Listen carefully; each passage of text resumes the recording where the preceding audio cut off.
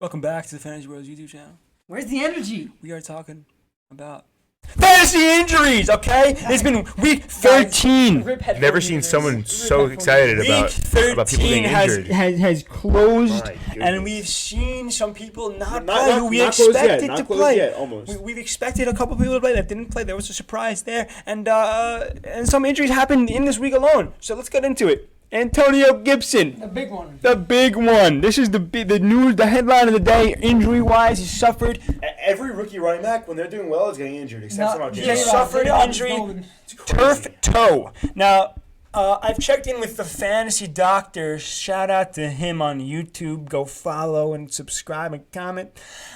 He said it's not. Look, it's a serious injury. He's going to be out a couple of games at least. So J.D. McKissick gets a massive boost. What did he have in this game, Joe? 10 receptions and 70 yards. He's That's what I like to look, hear. and Alex Smith, once again, we know he's a check down machine. The guy's looking like a beast, especially with Gibson now taking all that volume. He looks good, especially in PPR formats. I love that there. But if you're a Gibson owner, don't be surprised if he doesn't play in the next couple of weeks, and find some other alternatives.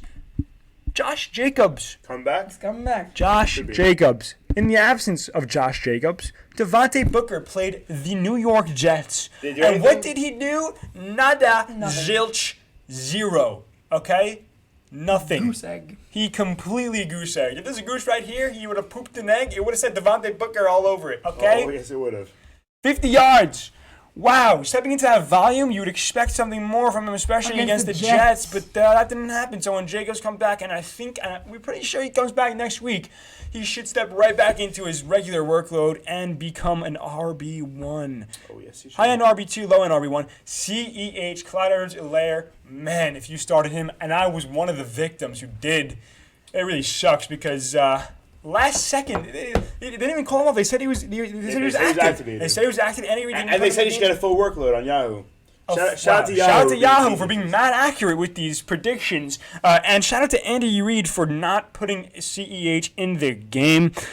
He suffered from an illness. I don't think it was, clearly it was pretty serious. But next week he should definitely be good to go. He's a week to recover. It's just an illness.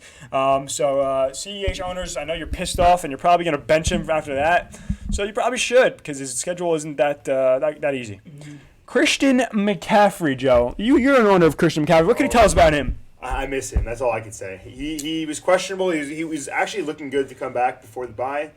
And I'm happy they sat him out because I'm already clinched playoffs. So I'm happy he's going to be back. And you think he's coming back? Full workload. He's coming back. Matt Rule said there's no reason that he wouldn't come back. Matt Rule, guys. And, I see him coming back. I hope he has the same workload. They know what he can do with it. And I'm just hoping they're not holding out for him holding him out because they're not making the playoffs. But I think it'll be fine. We know how good CMC is. The overall RB1, our RB in the league. He was drafted in everyone's number one pick in fantasy formats, fantasy drafts. So once he comes back, boom, boom, boom, you're winning the playoffs. Next guy we got is Kenny Golladay. Okay, this guy's been out for a couple of weeks now, 3 weeks I think. And he's just sitting on everyone's bench at this point.